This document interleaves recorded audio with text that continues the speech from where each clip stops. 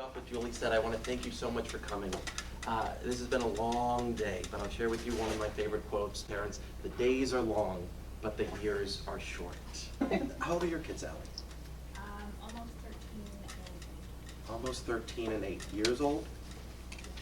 Okay, I want you to harken back to the day, Allie, when they were 13 and 8 days old.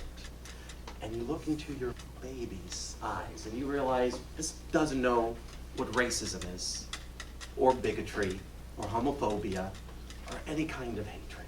But at the same time, a baby doesn't know what empathy is, or compassion, or caring for somebody else. Parents, these are things that have to be taught, just like the ABCs.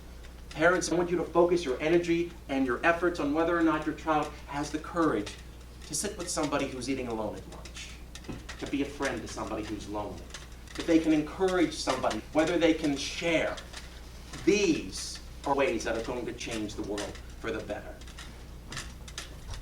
There is a whole generation of children that haven't experienced Mr. Rogers. Mr. Rogers, I grew up with him. Studies show that as long as there's one caring individual in a child's life, they're less likely to be harmed by trauma. There are things going on today that Mr. Rogers never even touched upon. I'm having parents saying, how can I protect my child? Mr. Rogers has this amazing quote: look for the helpers.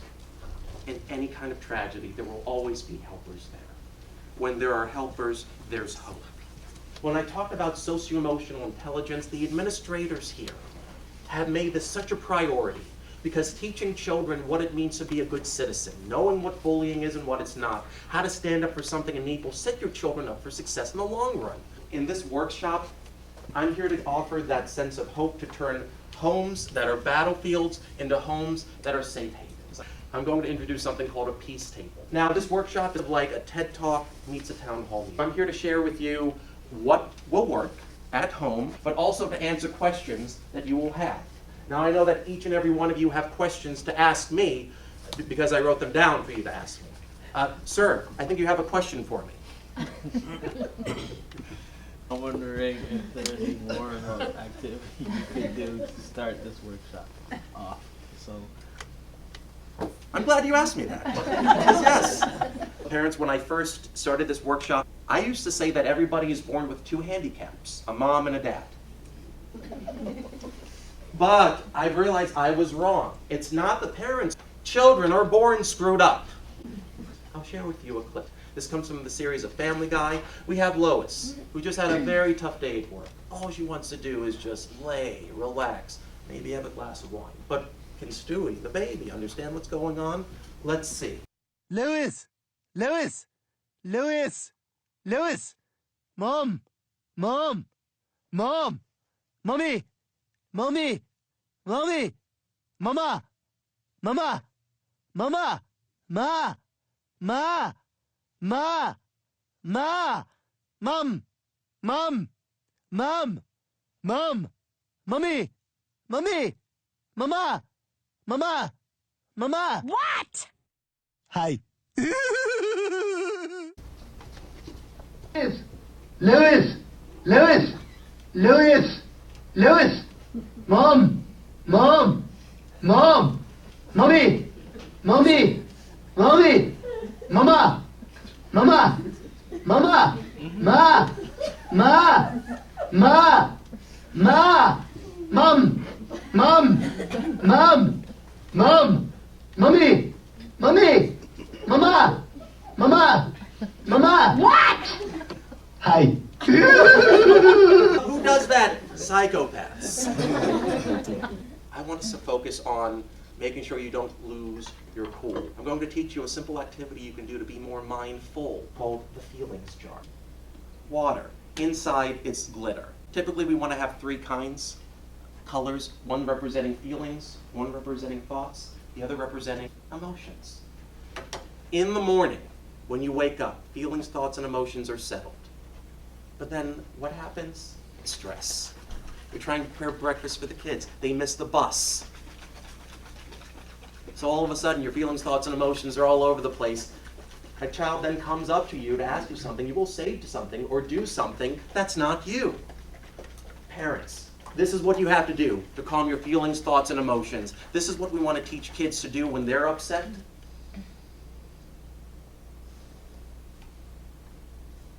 What did I just do? You breathe. In through the nose, out through the nose. Try it. You know what? Just like that, I could see your shoulders relax. I could see a slight smile on your face. That's the first time you've breathed since I started this presentation. Parents, the minute you yell at a child, you lose. For you. Thanks for helping us out. You're welcome. Children are going to mimic those that they love.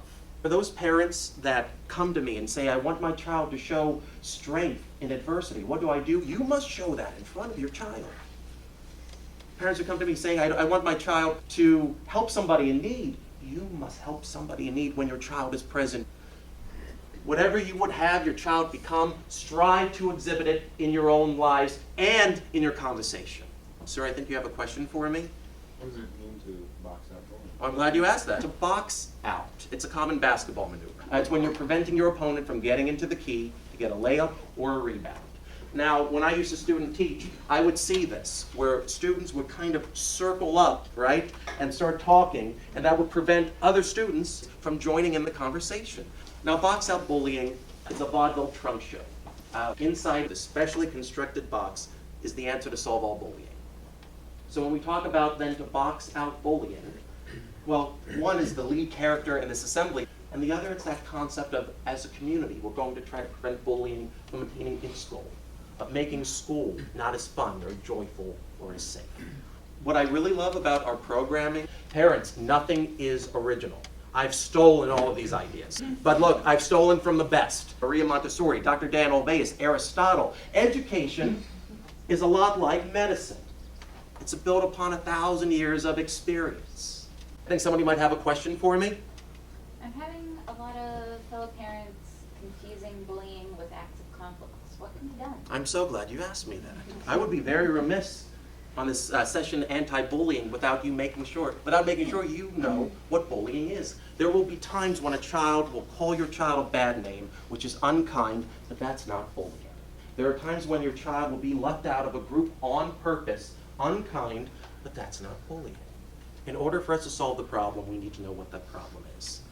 In 2010, our organization was contracted with the Old Bridge Public School District based out of New Jersey. New Jersey became the first state to pass mandated bullying prevention laws. New York became number 2. Part of the legislation was making sure that bullying was defined in such a way that a kindergartner as well as an 8th grader can understand. This is what bullying was in the handbook, okay, written by lawyers and politicians. It's our job to make sure that a kindergartner as well as an 8th grader can understand it. This is a part of the presentation where I'm going to actually share with you this definition of bullying, but it's not just ours. It's also used by the U.S. Department of Education, every national accredited bullying prevention program. Actually, this is the part of the show where the spotlight is going to be on you, Julie. Hey, Julie. Julie, it's up to you to let all these parents here know exactly what bullying is. That's why I brought you in. Well, hold on, Julie. I'm throwing it back at you. Because, Julie, I know that you know exactly what bullying is to let everybody here know what it is because I wrote it down for you to read. Julie, do you mind just reading what's written on top? Bullying is when a stronger person hurts or frightens someone again and again on purpose. And that person who is being bullied cannot easily defend themselves. For those of us with children, early childhood, we can condense that into one sentence. Bullying is when somebody does something mean to somebody else many, many times. Let's go back to the original definition. Because, Julie, in order for an act to be considered true bullying, it must consist of 3 things, and all 3 things, okay? First, it has to be something that doesn't happen by accident, but we have to mean it. Would you agree with that? Yes. Okay, so it first has to be intentional, and it has to be something that doesn't just happen once, but guess what? It's repeated over time. Would you agree with that? Yes. Okay, and we have something called an imbalance of power. An imbalance of power is one of the most critically important components that separates acts of conflicts, misunderstandings, disagreements from bullying. One of the best examples is Simpsons. Homer is lying awake. He's not being included in a specific club. Now, watch, because the writers are genius. In under 2 minutes, this is a prime example of what an instance of bullying will look like. Why don't people like me, Marge? Everyone likes you. You're a wonderful person. Why don't those stupid idiots let me in their crappy club for jerks? I'm sure it's nothing personal, Homer. It is. It's been happening to me all my life. Hey, Billy! Hey, Joey! Come on in! There's plenty of room! Sorry, not you, Homer. Why not? But you let in Homer Glumplet. It says no Homers. We're allowed to have one.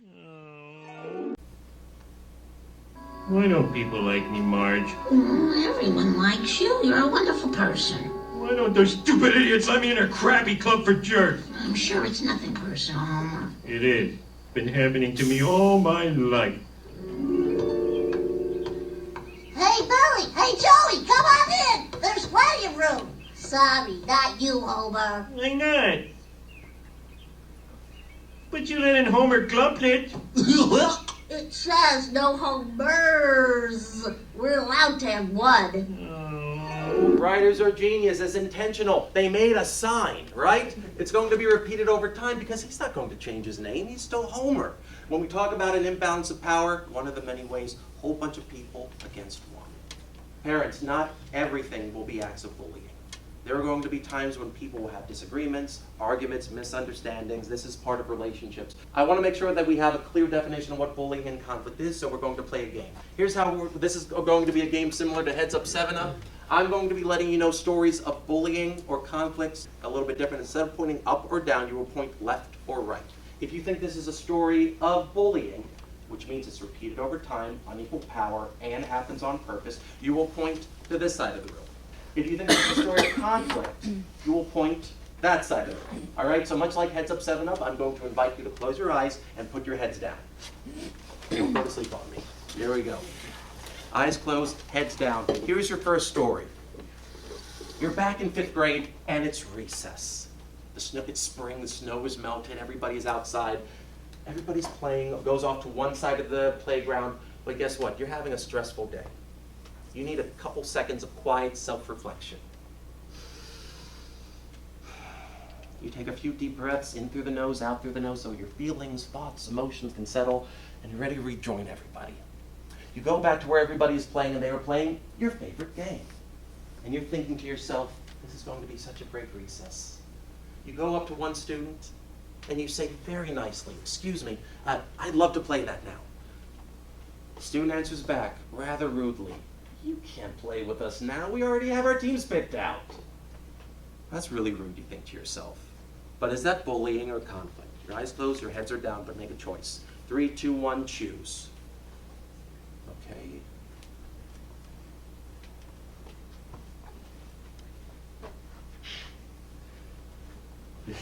Not pointing is not an option. Oh, I was pointing. It's okay. All right, good. Okay, hands down, heads up. Heads up. Okay. Hi, I'm Jeremy. What's your name, sir? David. David. It's my father's name. I found it. Very nice to meet you, David. David, was that bullying or conflict? You are right on that, David, but why was that conflict? It happened once. There you go. Okay, because it happened once, automatically, it's discredited as a bullying situation. We've all moved up, we can level up, and we can continue on. We have a clear definition of what bullying is and what it's not. Remember this, simpler times, right? Wait, I'm sorry, I think somebody has a question for me. You had mentioned a peace table. What is that? Peace tables will help you at home create an atmosphere of peace, especially between siblings. Peace tables comes from Maria Montessori. I'm going to share with you a peace table, what it can look like, and then how we can incorporate this at the home. Let's begin.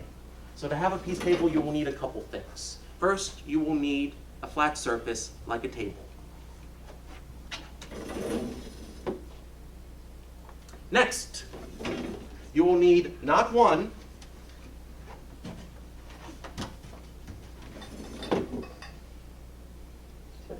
thank you.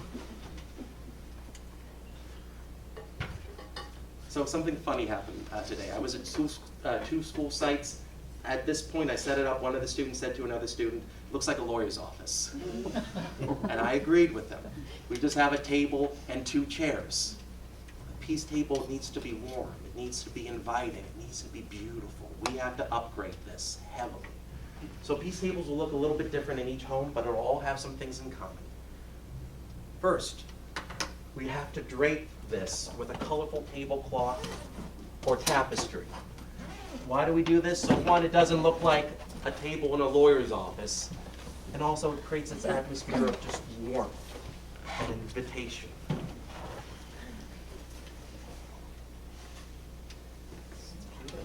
Thank you. Comes all the way from Nepal. Does that make things look a little bit nicer? Hold on, parents, there's more. At the peace table, we'll also have decorations. These are objects of peace. What is the purpose of a decoration? Why do we have decorations? To add joy. Joy, atmosphere, Reminder. invitation, reminding you of things. Yeah. Now, at the peace table, we need to have things that remind us of peace. What do you think we can have here, parents? Flowers. Ah, okay, so yes, you may have plants. You may have fresh cut flowers, right? Tibetan singing bowls, you can use a Zen sand garden. You can use pieces of art. Does that make things look a little bit nicer? Yeah. Hold on, I have more. At the peace table, so we have the decorations, right? At the peace table, we'll also have something very important. It's called a peace lily. Now this is, repeat after me, peace lily. There's actually a flower called the peace lily. This is so important, I'm going to have to tell you what this is used for a little bit later. And then finally, parents. As beautiful as the peace table is, the most anybody can ever sit on it at one time is 3 minutes.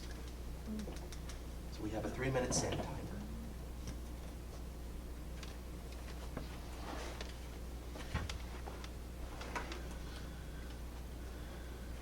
Yeah. Now here's an example of a peace table. Parents, this is not a snack table. This is not a homework table. This is not a table for your children to go and talk about fun things to do over the weekend. Table is used for 2 things, though. First is quiet self-reflection. If a child comes home from a tough day at school and they're stressed, feelings, thoughts, and emotions are all over the place, this provides them a spot of beauty to come, to sit, to calm their feelings, thoughts, and emotions. And then they might be able to rejoin the family when they've calmed down, which is so mature. Hey parents, as we are encouraging your children to recognize their own emotions and how to deal with it in a peaceful way, it's so important if you see your child sitting at a peace table alone, don't disturb him or her. Why? Because they're reflecting, they're thinking, they're settling down. That's their job. They have a job, is to try to make sure that their feelings, thoughts, and emotions can settle down. You coming over makes their job a little more harder. We're trying to teach your child how to deal with situations. Parents, I know you're there to help your kids, but I'm thinking about where they are going to be 20, 30 years from now, when they're in college or in the workforce, and you're not going to be there to support them. This teaches them those kind of tools in the long run. If a child is sitting here, let them be. Parents might want to write this down too. It helps to have something to write at the peace table too, because when you're upset, it helps you write things down as well. The peace table is used to invite somebody you're having a disagreement with. I am going to need a volunteer. And it can be anybody. It can be anybody at all. Thanks for volunteering, Bo. All right, let's give Bo a big round of applause. Good job, Bo. All right, Bo, we're gonna have a little role play, okay? How are you with role plays? I'm glad you said great. All right, so here's what's going to happen. We're going to pretend we're back in the 6th grade. We're going to set this in the lunchroom. Okay. Here's the situation. I was standing in line at lunch, minding my own business. You cut in front of me.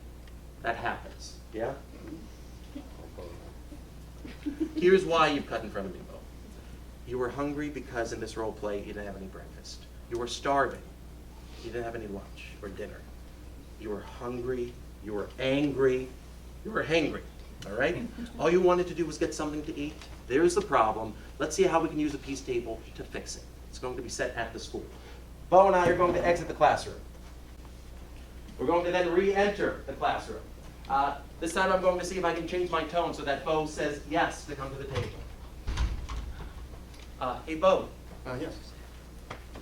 I invite you to the peace table.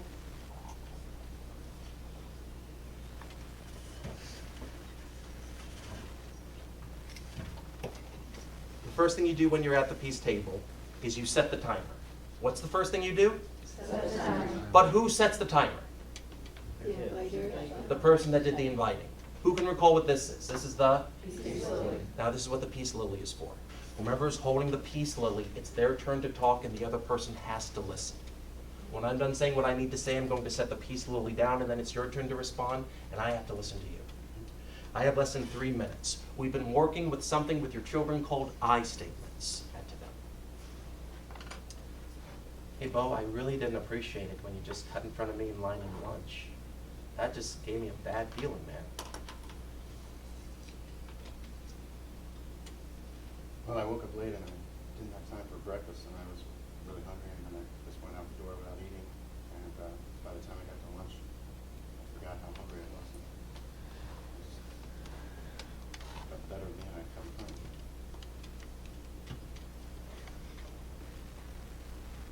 Bo, if you just would have told that to me, I would have let you go in front of me. You just didn't say anything. I thought I might have done something that got you upset.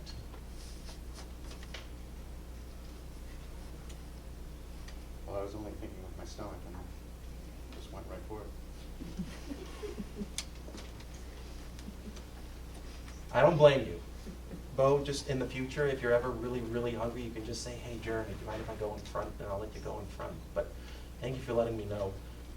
I feel a lot better now that I didn't do anything to get you upset. Yeah, you feel like going back to class now? Sure, that would be great. It's great to talk to you. Parents, what are some things that you observed? How were we acting? What were we saying? How were we behaving? What are some things you observed? When you're at the peace table, this is the rule. You must use a calm tone. There is no shouting. There is no screaming. There is no attitude. If there is any of that, then it's over. Good observation. What else did you observe? When you're at the table, we're working on eye contact. Any other observations? Yeah. When you're putting the flower down, you're inviting feedback, showing that what they have to say is important to you. Bo, I want you to be the expert at this. Here's what's going to happen. You get to invite me to the table. Okay. You're going to come up with a different conflict. You have something in mind. As you're thinking of one, we have to see if Bo can remember a couple things. Does he remember what to do first, since he's inviting me at the peace table? Can we have a conversation without interrupting each other? Can Bo use an I statement, letting me know what I did and how it made me feel when I did it? And can Bo invite me in a kind tone that'll get me to say yes to come to the table? All right, you ready? Yes. Okay. Jeremy, hi. Hey. I'd really like you to join me at the peace table. Yeah, let's do it.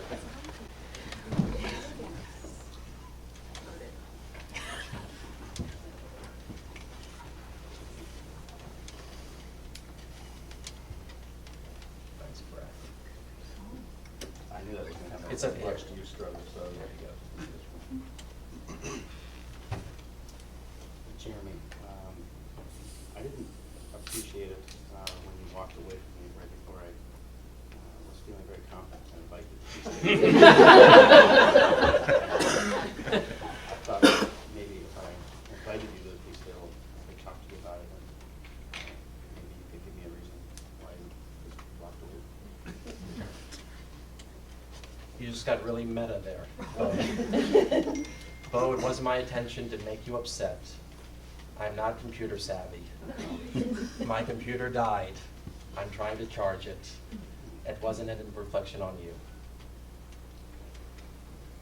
I appreciate you looking at me, talking to me. It makes me feel like you were really honest and you were telling me how it was, your story from your side. So I really appreciate that. And again, Bo, no hard feelings. I really appreciate you coming up and doing this in front of everybody here, okay?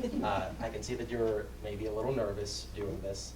Know that your son is fantastic and he has a wonderful father for putting this on the spot. so that you'll be able to like do this at home and you guys can actually build that awesome relationship together. Well, Jeremy, thank you for coming today, because I think, I speak for more people in this room, but you're a special guy to share yourself and share yourself with this community, because I think we all could work a little harder. It's not really box it out and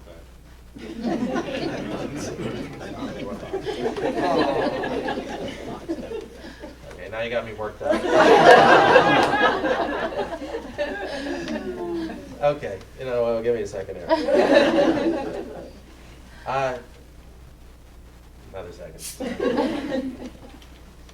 Okay, time is up. Here's what happens.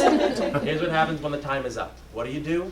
You have to stop whatever you're doing, go back to your seats, whatever you're doing. You come back to the peace table another time. Why do we have this in place? Well, one, in the classrooms, we don't want to take so much time out of the session. Two, a lot of students love the idea of the peace table. So many of them wanted to use it in the class. It gives them a chance to try to use it during free time. We're teaching them to be economical with their words, to get straight to the point, okay? Thank you for sharing. Well done. Bo, thank you so much. Let's give Bo a big round of applause. There's spouses here that would like to try to use this. Let's work on siblings. I would invite people to pretend as if you are siblings at home. Adhere to the 3-minute time. Heather, would you like to come to the peace table with me? Sure. I wanted to say yes. That was great. You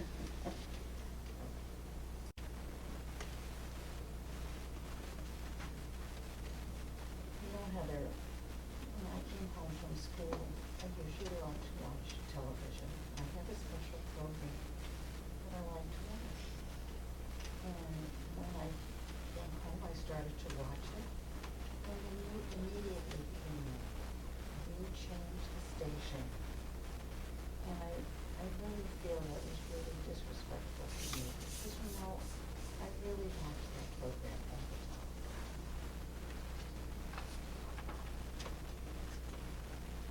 Well, thank you for saying sorry. You don't say sorry often. So, Mom and Dad have a rule that you can't watch TV until your homework's done. So I thought that, seeing you didn't have your homework done, and I did, that I could watch The Wonder Years. And then when you were done, you could watch TV and my show would be done. So I was just kind of following the rules. Well, Heather, how did you know that I didn't have my homework done? You know, I didn't get any homework today, so I just came home and turned on the TV to watch my program.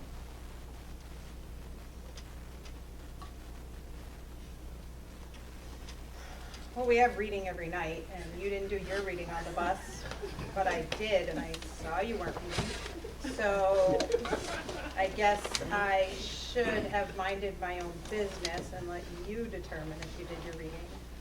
But it didn't seem fair, seeing I worked hard on the bus to get my reading done. Well, you are right that I didn't do my reading on the bus. But sometimes I do my reading later. Sometimes I do my reading in bed. Sometimes I do my reading right before I go to sleep. Well, you are a really good reader, so I'm I going to guess stop you it's there. okay. That was lovely. That was lovely. Let's give them a big round of applause. We're gonna talk about something from the peace table. Okay, hold on one second. Do you see your body language right now? Yeah. So. Your shirt on. Hey, yes, dear. Would you like to come to the peace table with me? Sure, sounds good. Can we have snacks on the pizza? We can chew in a minute. All right.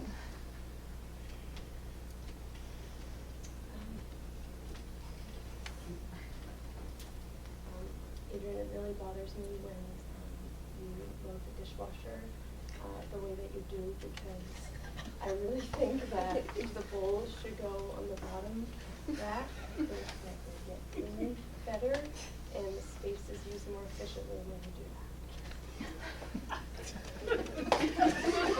that. I totally understand and know that this is an issue. And I'm sorry, I'm an idiot when it comes to that, and I always just load it, and I don't think the way that you have thought through the process so well.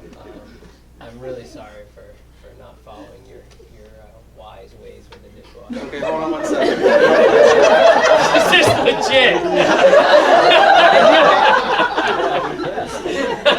So, this is great, but look, I'd like you to know, part of this is understanding why you're doing that. Let her know why you're loading it the way you're doing it. Because I'm an idiot. Okay, pass that on. Okay. I'm truly, I just figured get the job done, and by throwing them in there, we're going to wash them all anyways. So. But I do understand that you have your way of, that you see as fit and right, and it probably works a lot better than what I do. Well, to be honest, I actually looked in the appliance manual. The picture showed that they actually had the bowls on the upper rack. This is not, So you're I going to get me in wanna trouble. say that I'm sorry for thinking that you're such an idiot. Thinking that my way is the best, and I'm grateful that you load the dishwasher, so I'm grateful and thank you, no matter how you do it. I forgive you, and I'm just glad we have clean dishes. Shall we leave the peace table? Our time is up.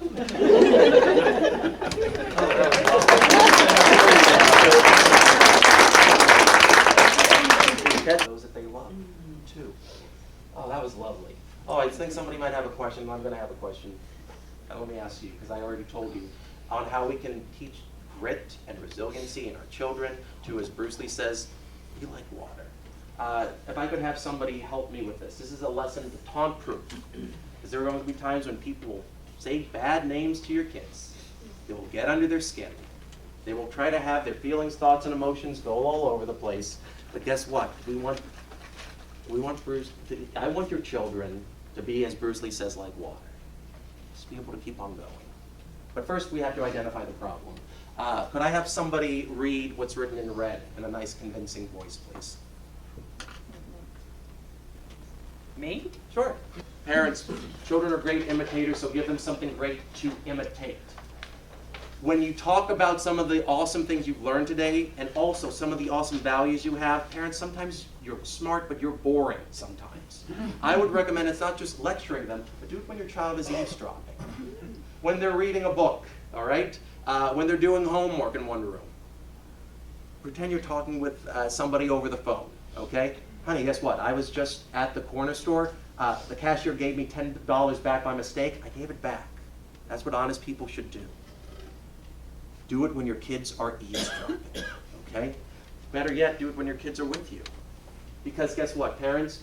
The next time you're driving and somebody cuts you off and your child is with you, the next time you're having an argument with a significant other at home and your child is in the room, the next time you have a neighbor in need and your child is with you, think of these things as a Buddhist gift on how to really show through your words and actions your values so that it will resonate in your children. Children are great imitators, so parents, give them something great to imitate. On behalf of Box Out Productions, thank you so much for attending this workshop. I know I just met you. This may sound crazy, but there's my number, so call me, maybe. Remember that song? There's my direct cell phone number. You can reach our offices toll-free at any time. That's the 866 toll-free. You can email me, jeremy@boxoutbowling.com, for information, lesson plans, how you can continue the good work here at the district at home. You can visit us at boxoutbowling.com for additional resources. Let me give all of you a big round of applause. Thank you all so much.